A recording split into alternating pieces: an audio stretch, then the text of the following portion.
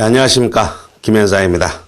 지난 시간에 이어서 자금 조달의 방법의 하나로서 지난 시간에는 자본 출자에 관련된 부분을 정리를 해봤었죠. 이번 시간에는 부족한 부분을 외부에서 차입하는 거래 형태를 보도록 하겠습니다. 그래서 우리 교재에 복식부기 원리가 제시가 되어 있죠.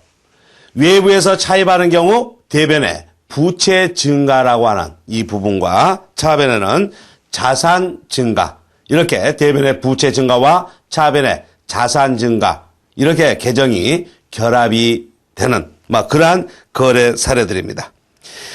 자, 그래서 외부에서 자금을 차입할 때는 일반적으로 시설 자금을 차입하는 경우, 그리고 운영 자금을 차입하는 그런 경우, 이렇게 나눠볼 수가 있겠습니다. 그래서 교재에서 두 가지를 간단하게 정리를 했습니다. 여러분들 분계 이 부분은 좀 연습이 돼야 돼요. 자, 시설자금. 자, 시설자금은 일반적으로 시설물에 투입되기 때문에 그러한 시설물은 업무용으로 사용되는 거잖아요. 그죠? 그래서 자금이 조기에 회수가 되지 않아요. 순환이 안 된다는 이야기입니다. 그렇기 때문에 애당초 차입을 할 때는, 시설자금으로 차입할 때는 장기 차입을 해야만 될 겁니다. 그렇죠? 시설자금에 투입할 것을, 시설물에 투입할 자금을 차입을 할 때 단기로 차입을 하면은 자금 회전 때문에 자금 순환이 원활하지 않겠단 말이에요. 그래서 힘들어지겠죠. 자, 그리고 일반 운영자금이야 단기 차입을 하는 경우가 많이 있겠죠. 자, 그런데 여기서도 우리가 키포인트는 뭡니까? 시설자금을 차입을 했다. 즉, 건설자금이라고 제가 표현을 할 수도 있겠습니다. 건설자금. 자, 시설자금을 차입을 해서 시설을 준비하는데 우리가 투입된 부분이다. 자, 그러면은 우리가 차입을 하게 되면은 이자가 지급이 되겠죠? 이자. 그 지급된 이자 중에 그 시설물이 완공될 때까지 지급된 이자는 이 시설물 취득 금액에 포함을 시켜야 된다는 얘기예요. 이게 바로 건설자금 이자라는 얘기입니다. 그리고 취득된 이후 상환할 때까지 지급되는 이자는 비용으로서 이자 비용, 즉 비용으로 정리를 할 수가 있겠습니다. 그리고 또 한 가지, 이렇게 장기로 차입했는데 기간이 경과함으로써 결산하는 시점에서 보니까 차기로, 즉 내년 중에 상환일이 도래했다. 그런 경우에는 장기 차입, 장기 차입했던 장기 차입금을 어떻게 한다고요? 유동부채인 유동성 장기 부채, 이런 별도의 계정 과목으로 정리한다라고 하는 거 기억나시죠? 그래서 유동부채에는 애당초 단기로 차입했던 단기 차입금과 장기로 차입해서 기간이 경과됨으로써 상환일이 내년으로 도래한 유동성 장기 부채와는 구분해서 표시한다라고 하는 것.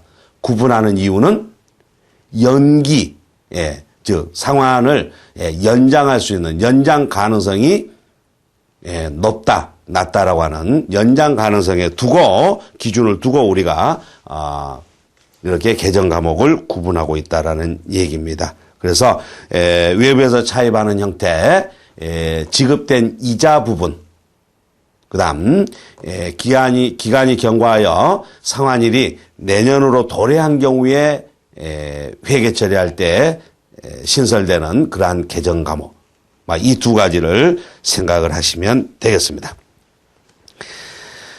자, 우리 교재 거래 예시에 보면은 대한은행으로부터 기계 설비 자금으로 5억 원을 차입하고 3년 후에 상환하기로 했다. 이렇게 돼 있죠? 아주 간단하죠? 대변에 부채 증가로서 장기 차입금 5억 원. 차변에는 자산 증가로서 현금 또는 이제 보통 예금 5억 원. 이렇게 하면 되겠죠? 이제 분계가 슬슬 우리가 이제 분계로 접목을 시키니까 이렇게 좀 익숙해져야 됩니다. 자, 두 번째 예시에는 대한은행으로부터 3년간 차입한 3년간 사용하기로 해서 차입한 5억 원의 상환일이 다음 회계 연도로 도래했다. 이러면 어떻게 한다고요? 차변의 부채 감소로서 장기 차입금, 즉 비유동 부채인 장기 차입금이 차변에 감소가 되고 대변에는 부채 증가로서 유동 부채인 유동성 장기 부채, 그렇죠? 유동성 장기 부채라는 이러한 항목으로 5억 원이 부채가 증가하는 회계처리를 합니다. 그러니까 부채 전체 금액은 변동이 없습니다만은 계정 과목, 그 계정의 소속과 과목이 달라진다고 하는 거. 이 부분을 구분하시면 되겠습니다. 자, 그다음 대한은행 차입금 5억 원과 이자, 그에 대한 이자 2억 원이 예금으로 상환됐다. 예금 인출하에 상환됐다라고 하면은 차변의 부채 감소로서 유동성 장기 부채 5억 원, 그리고 이자가 지급된 부분은 차변의 비용 발생으로서 영업의 비용이 되죠. 영업의 비용, 이자 비용으로서 200만 원 이렇게 될 겁니다.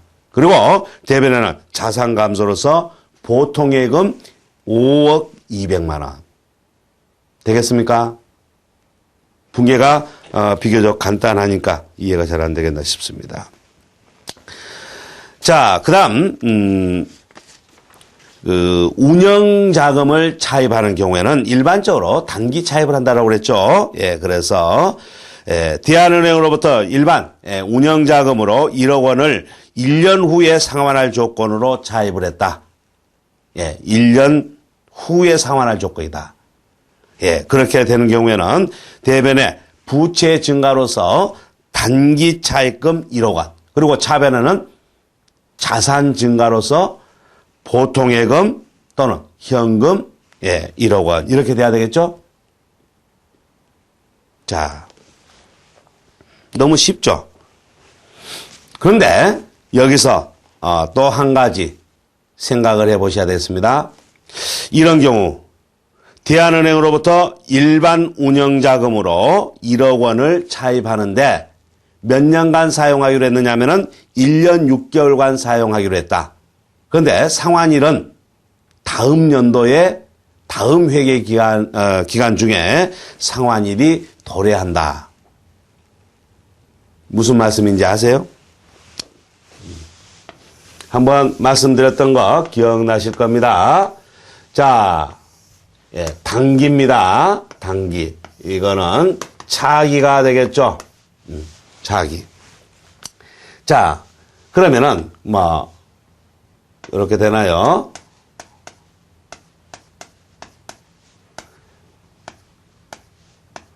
$12.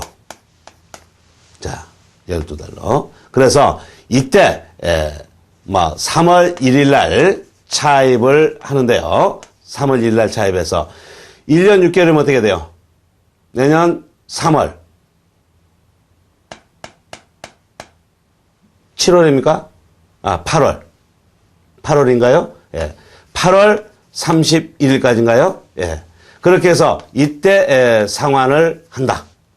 그러면은 우리가 차입일로부터 상환할 때까지는 1년 6개월간 사용을 할 수가 있는 거죠. 활용을 할 수가 있단 말이에요. 그런데 이렇게 봐야 된다고 그랬죠. 이렇게 차입하는 날, 즉 차입일이 속하는 결산일, 결산일로부터 1년 이내인지 1년 이후인지 이렇게 결산일을 기준으로 해서 1년 이내인가 1년 이후인가 이렇게 정리를 해야 된다고 그랬죠. 그렇게 해서 유동이냐 비유동이냐 구분해야 된다는 거 계정 분류할 때 한번 말씀드렸던 거 기억나시죠? 그렇게 해야 됩니다. 이거 쉬운 것 같아도 얼핏 우리가 실제 업무 처리하면서는 1년 6개월간 차입했다 이러면은 단순히 거래일로부터 1년을 생각하기가 쉬워요. 그래서 이거는 비유동부채로서 장기차입금 이렇게 하는 경우도 심심찮게 봅니다. 그래서 이렇게 간단한 내용이지만은 강조를 하는 거예요. 아셨죠? 자, 그 다음에는 이제 이렇게 출자를 받고 외부에서 차입하고 했으니까 사업 준비를 한번 해보죠. 예. 그래서 사업장 준비를 하고 또 기계 설비를 준비하고 운송수단을 준비하고 사무실 집기를 준비하는 이 부분까지를 뭐 정리를 해보도록 하겠습니다. 그래서 사업장 준비를 한다라고 하는 거, 이 부분은 여기서 직접 신축을 하는 경우, 아예 완공된 건물을 구입하는 경우, 아니면 우리가 빌려서 일정 기간 사용하는 막 그런 경우로 나눠서 보도록 하겠습니다. 자, 그런데 요 부분은 그 나누어서 봐야 될 것 같아요. 지금 이 시간에 그 바로 하는 것보다는 좀 설명할 부분이 좀 있습니다. 그래서 요 부분은 그 다음 시간으로 넘겨서 보도록 하는 게 좀 편안하게 할 수가 있을 것 같아요. 그래서 이번 시간에는 뭐 이어서 하는 것보다도 여기까지 정리하고 다음 시간에 사업장 준비 관련된 거래 사례 충분히 한번 생각을 해 보도록 하겠습니다. 이번 시간은 여기까지 하고 마치겠습니다. 수고하셨습니다.